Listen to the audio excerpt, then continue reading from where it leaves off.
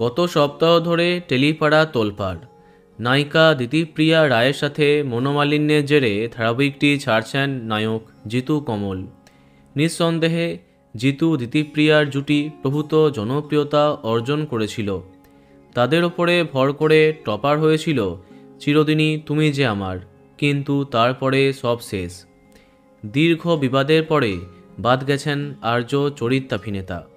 সামাজিক মাধ্যমে জিতু জিজ্ঞেস করেছিলেন, আমার কি আত্মসম্মান নেই? যাই হোক, জিতুর চলে যাওয়া গতকালই কনফার্ম করা হয়েছে ঘনিষ্ঠ মহলে। তারপর থেকেই চিরদিনই তুমি যে আমারে নতুন আর্য কে হচ্ছেন তার জল্পনা আরম্ভ হয়েছিল। সামাজিক মাধ্যমেও সেই নিয়ে একাধিক পোস্ট। অধিকাংশ দর্শকের দাবি ছিল জিতুর পরিবর্তে অভিনেতা রণজয় বিষ্ণুকে দেখা যাবে আর্য চরিত্রে। বেশ কিছু সংবাদ মাধ্যমেও এই খবরটা ছাপানো হয়ে যায়।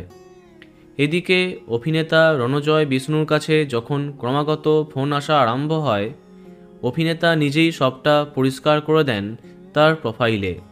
তার কথায়, আমি এখনও অবধি নতুন কোনো কিছুর পার্ট নই।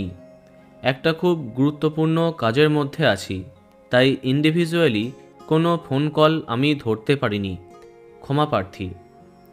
তাহলে বোঝাই যাচ্ছে রণজয় নয়, নতুন আর্য হচ্ছেন অন্য কোনো জনপ্রিয় অভিনেতা। এবার দেখা যাক কি হয়। তো বন্ধুরা, এ বিষয়ে তোমার কি মন্তব্য কমেন্টে জানাতে পারো।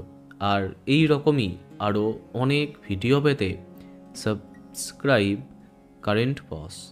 ধন্যবাদ।